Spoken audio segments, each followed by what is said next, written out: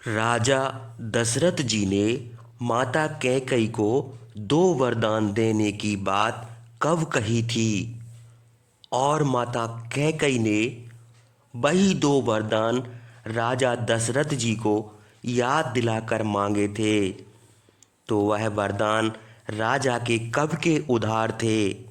दासी मंत्रा राजा के 2 उधार वरदानों को माता कैकई को कैसे याद दिलाती है, तो जानते हैं इस वीडियो में। वीडियो को अंत तक पूरा जरूर देखिए। तो चलिए कथा को शुरू करते हैं। माता कैकई के एक दासी थी जिसका नाम मंत्रा था।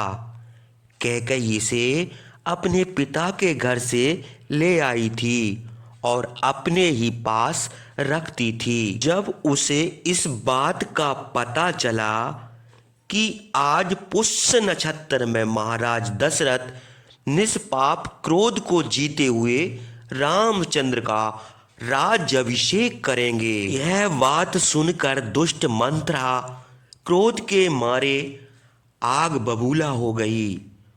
वह कैलाश शिखर के समान ऊंचे कोठे से उतरकर जहां कैकई सोती थी वहां गई और उनसे कहने लगी, अरे मूढ़े, जल्दी उठो, क्यों सो रही हो? तुम समझती नहीं हो, तुम पर घोर विपत्ति आ रही है। तुम जानती हो कि महाराज तुम्हारे बस में है और तुम सौभाग्यवती हो, किंतु यह तुम्हारा गर्व व्यर्था है।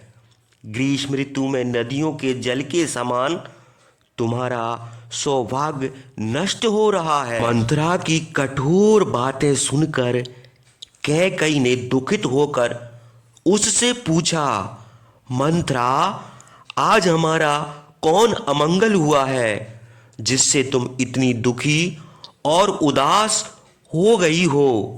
कैकई के यह मधुर वचन सुनकर बोलने में चतुर मंत्रा और भी उदास होकर रामचंद्र के प्रति द्वेष उत्पन्न कराती हुई क्रोध के साथ कहने लगी, देवी, तुम्हारे बहुत बड़े विनाश की तैयारी हो रही है। महाराज दशरथ रामचंद्र का राज्याभिषेक करेंगे। यह खबर सुनकर मुझे बड़ा दुख, भय और शोक हुआ है।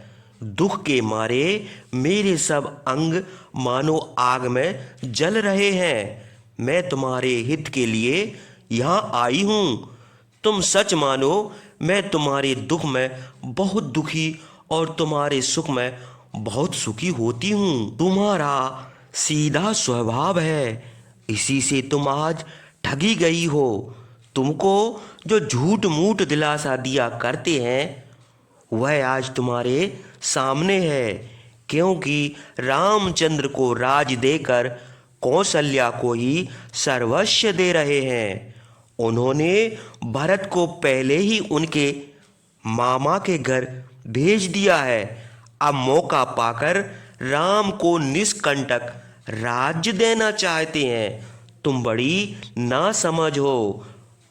तुमने अपने हित की इच्छा से पति समझकर सांप को गला लगाया है। शत्रु और सर्प की उपेक्षा करने से ही जो गति होती है वह दशा दशरथ ने तुम्हारी और तुम्हारे पुत्र भरत की है। वे बड़े पापी हैं, तुमको झूठी बातों से तसल्ली देते हैं और राम को राजा बनाकर तुम्हारे परिवार का विनाश कर रहे हैं। अभी मौका है, तुम अपने हित के लिए कोई उपाय करना चाहो तो शीघ्रता से करो और इस विपत्ति से अपने पुत्र की अपनी ओर मेरी रक्षा करो। हे देवी, सिंह के डर से भागते हुए गजराज की तरह राम से भयभीत भरत की रक्षा करो।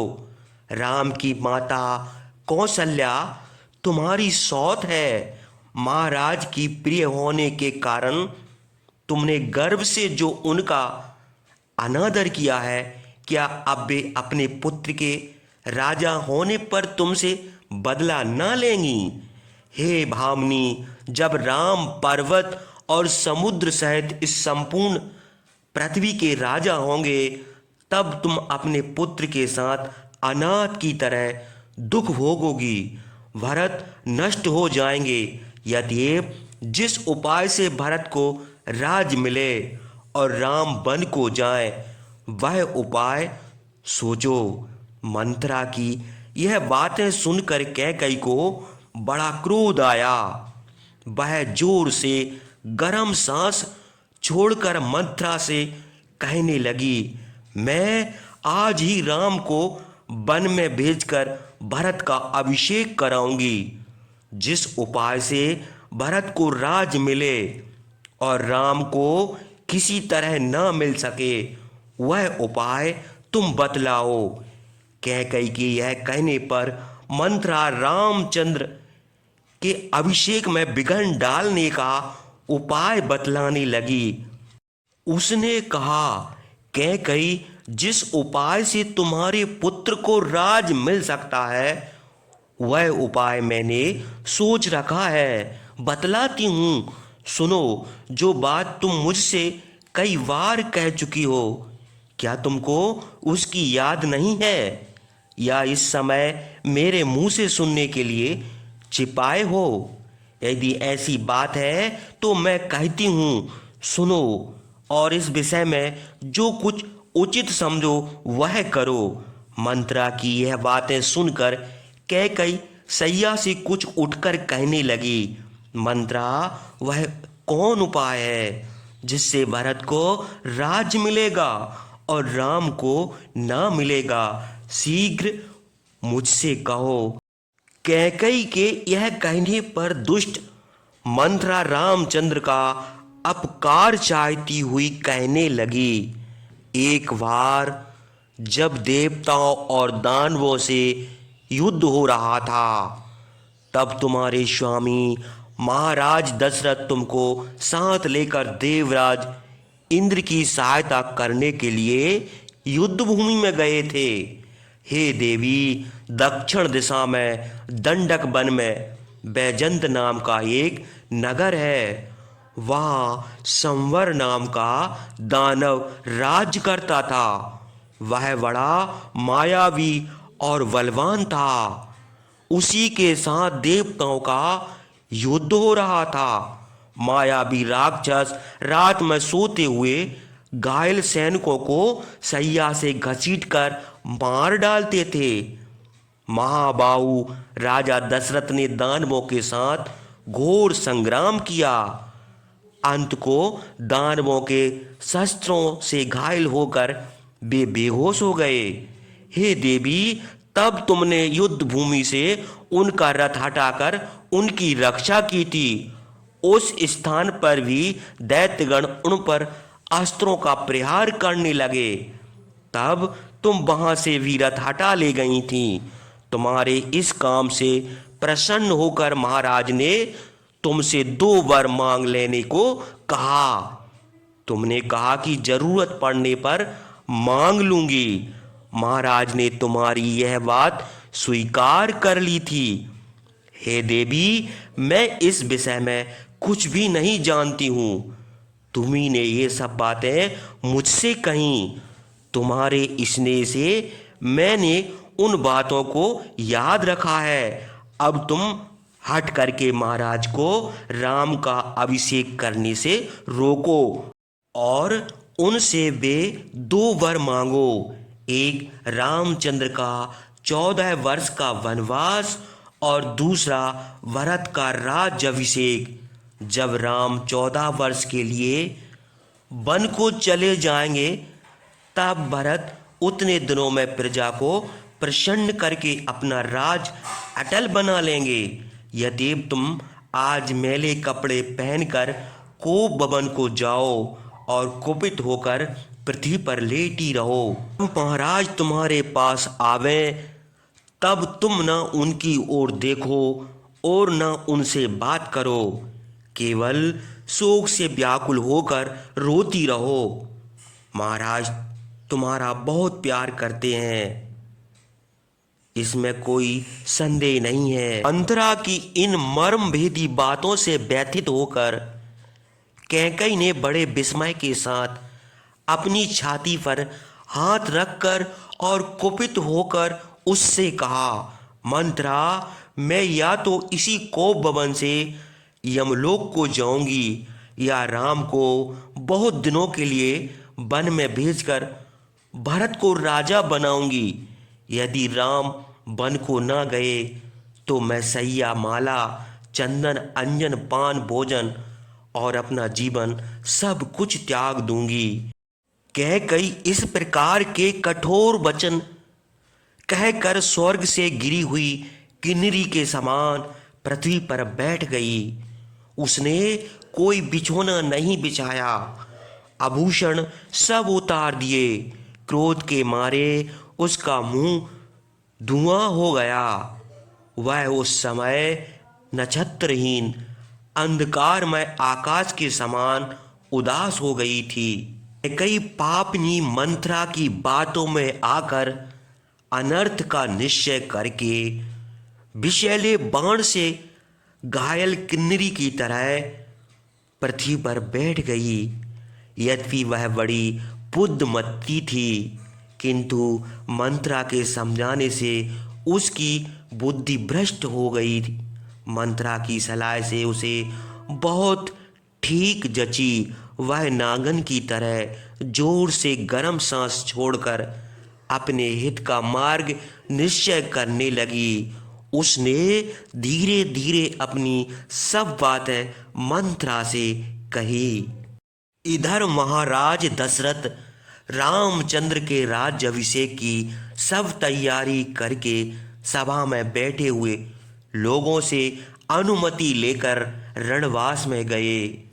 वे यह सोचकर कि राम के अभिषेक का समाचार प्रसिद्ध तो हो ही चुका है, अब चलकर यह प्रिय समाचार कैकई को सुनावें। वे उसी प्रकार कैकई के घर गए। उन्होंने एक दासी से कैकई को पूछा। दासी हाथ जोड़कर डरती हुई बोली, महाराज, देवी बहुत कुपित होकर कोप भवन को गई हैं। दासी की यह बात सुनकर महाराज दशरथ बड़े दुखी हुए।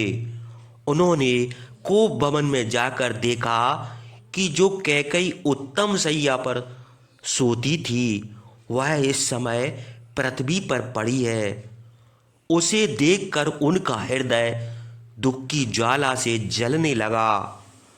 बूढ़े कामी राजा दशरथ प्राणों से भी अधिक प्रिय युवती भार्या पापनी कैकई को कटी हुई लता के समान, स्वर्ग से गिरी हुई देवी किन्नरी और अप्सरा के समान, दूसरों का चित्त मोहित करने वाली काया के समान और व्याध द्वारा विषैले बाण से घायल हुई हथनी के समान पृथ्वी पर पड़ी हुई देखकर बड़े डर से स्नेह के मारे उसके अंगों पर हाथ फेर कर कहने लगे, प्रिय, हम नहीं जानते कि तुम कुपित क्यों हुई हो। बताओ, किसने तुमको कुपित किया है और किसने तुम्हारा अपमान किया है। तुम पृथ्वी पर लेटकर मुझे दुखी क्यों कर रही हो। मैं हमेशा तुम्हारा कल्याण चाहता हूँ। हे प्रिय, मैं अपने पुण्य कर्मों की शपथ करता हूँ कि तुम्हारी इच्छा अवश्य पूरी करूँगा। उद्याचल से लेकर अस्ताचल तक संपूर्ण पृथ्वी पर मेरा राज है।